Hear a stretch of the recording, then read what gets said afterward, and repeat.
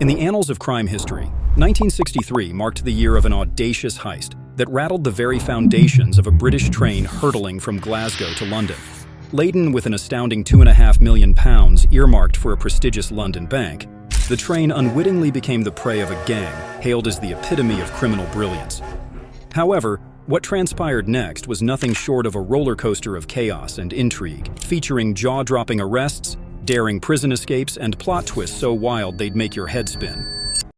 If you're itching for an adrenaline-fueled journey through the underbelly of crime, fasten your seatbelt and brace yourself for an epic tale. Let's dive into the video and immerse ourselves in a captivating spectacle that defies belief. In the early hours of August 8, 1963, the Royal Mail train embarked on its journey from Glasgow to London in Britain.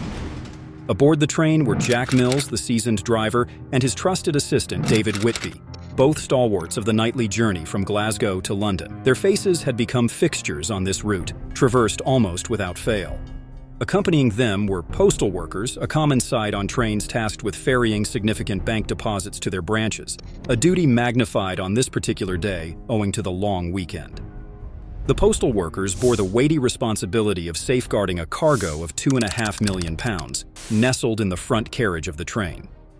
Security protocols aboard trains during this era were more relaxed, a reflection of the routine nature of such journeys, unmarred by any significant incidents in the past. Nevertheless, fate took an unexpected turn that day, prompting a re-evaluation of their assumptions.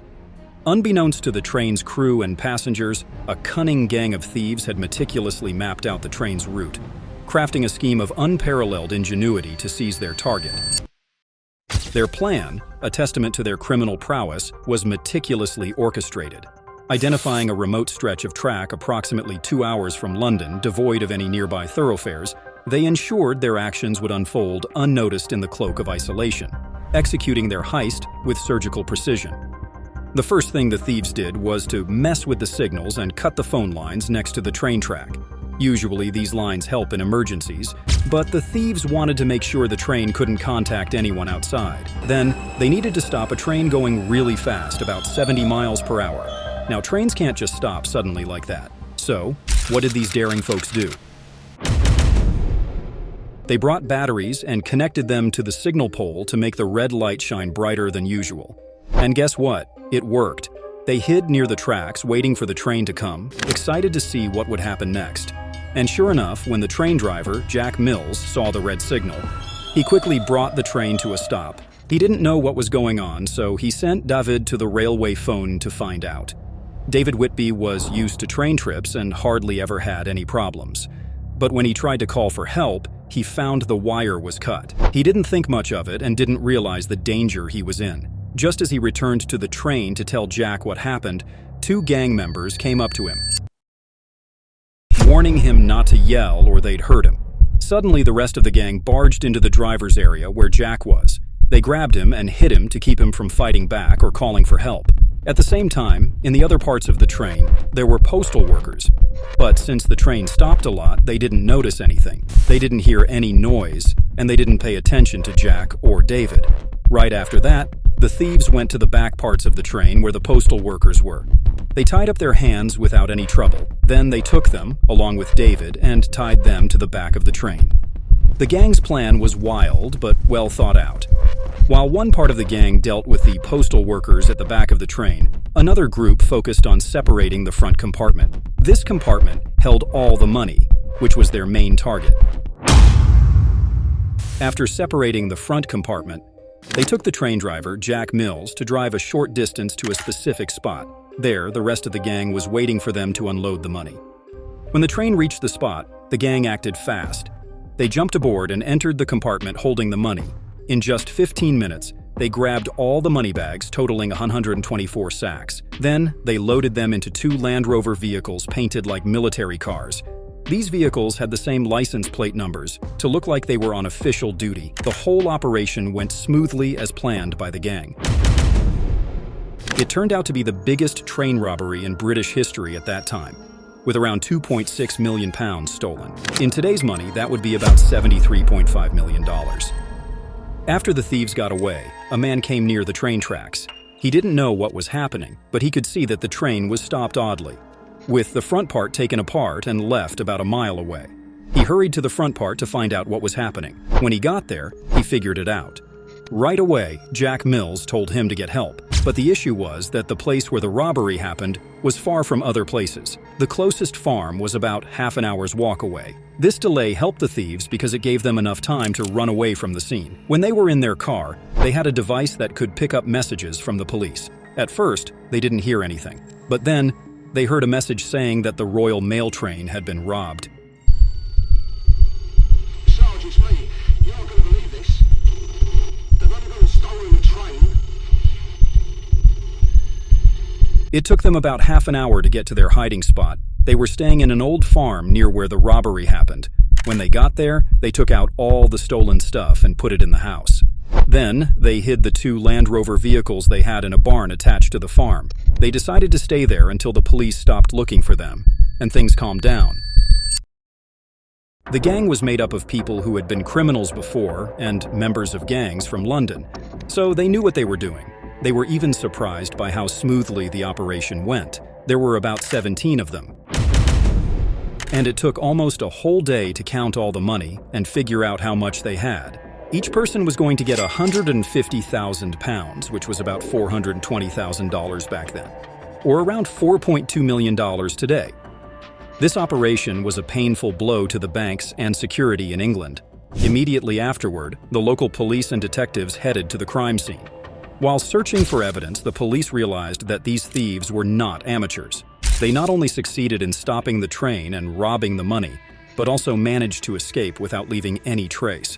However, just before the thieves took off, they made a mistake. They yelled at the postal workers, telling them not to move for half an hour because someone was keeping an eye on them. The postal workers were confused about why anyone would watch them for that long. When an investigator arrived at the scene, the postal workers told him about this strange instruction, which surprised him too. He thought the thieves might be about half an hour away from the scene. So they drew a circle that was half an hour's distance from the train and started searching all the houses and farms within that area. This seemed like the most logical thing to do, because the place where the gang did the robbery was about 2 hours away from London. So it didn't make sense for them to return there in just half an hour if they had come from London. That's why it seemed more likely that they were still nearby. After that, the local police and the army began searching the countryside, asking everyone if they saw anything unusual on the day of the robbery. The daring heist sent shockwaves through the nation, capturing the attention of every newspaper. The sheer magnitude of the stolen sum and the audacity of the operation dominated headlines. As the gang sought refuge in the secluded farm, a high-stakes game of cat and mouse unfolded. With nerves of steel, they maintained a vigilant watch, rotating shifts to monitor police communications, eagerly tracking the progress of the search. The suspense was palpable as the authorities closed in, setting the stage for a thrilling showdown between law enforcement and seasoned criminals. When they heard on the radio that the army was involved in a search operation in all the buildings and farms surrounding the crime scene within a half-hour radius, they were afraid of being discovered. They decided to leave the farm immediately and dispersed into separate groups to avoid suspicion. Investigators knew that time was crucial and that they had to apprehend the gang before they could escape from the country. They sent detectives into the London underworld, hoping to gather information that would aid their investigation. At the same time, the search continued in the area surrounding the crime scene. Unfortunately, this search yielded no results because the gang members had already left and fled to London, where they split up and disappeared into the city. Let's introduce the key players in this tale of intrigue. First up, we have Ronald Biggs. Keep an eye on him as his role will unfold shortly. Next is Charles Wilson, followed by James Hussey, Roy James, Leonard Field, Brian Field, and the mastermind himself, Bruce Reynolds. These are the central figures in our story, but hold on to your hat, because despite these 7, there were a total of 17 individuals involved in this daring escapade. Upon returning to London, one of the gang members, Ronald Biggs, slipped back into his daily routine seamlessly. After leaving the farm hideout, he resumed his role as a carpenter, maintaining a facade of normalcy to deflect any suspicions about his involvement in the robbery. Initially, Biggs had been a part of a London gang but had retired from criminal activities 4 years prior to the heist, dedicating himself entirely to his carpentry work. However, financial pressures led him to join the robbery scheme. Following the successful execution of the plan and his subsequent share of the loot, Biggs managed to fulfill his monetary needs and then some. But as fate would have it, plans don't always unfold smoothly. 5 days after the heist, a sharp-eyed farmer grew suspicious as he passed by the gang's hideout and noticed ominous black curtains adorning the windows of the supposedly deserted farmhouse. Intrigued, he decided to investigate further. Upon opening the basement door, the farmer stumbled upon one of the gang's getaway cars, a discovery that left him bewildered, as he knew the property was meant to be vacant. Without hesitation, he dialed the authorities. The thieves had initially intended to send someone to set fire to the farm to erase any incriminating evidence. However, the chosen accomplice grew fearful of getting caught and opted to flee with his share of the loot instead. Soon after, law enforcement descended upon the scene, meticulously scouring every detail for clues. They collected fingerprints from various surfaces, including a sauce bottle and a milk carton used by the thieves to care for their cat. Despite their criminal activities, it seemed the gang harbored no ill will towards animals. Even the food containers and money straps yielded telltale prints. Outside the farmhouse, postal bags were discovered hastily discarded in holes, their contents totaling 684 pounds. Evidently left behind in the thieves' hurried escape upon learning of the Army's search operation. The investigators amassed a trove of evidence, the abandoned money and the fingerprints found within the house, yet the task of processing and matching these prints with those in criminal databases would require time. It was a routine procedure following such incidents, particularly considering the seasoned backgrounds of the perpetrators, warranting a thorough comparison against known offenders' records. So, there were 2 of the thieves who were thinking of a suitable plan to stash the money they got from the robbery. They put it inside a truck and traveled outside London to search for a warehouse to rent and stash their loot. After a long search, they found the perfect place. The owner of this warehouse was a woman, and they felt that this was the perfect place. After negotiating with her, they offered her an advance payment for 3 months' rent. But suddenly, the woman left the 2 men outside and went into her house, where she called the police and informed them about them. Unfortunately for them, this woman was the widow of a former police officer in the area.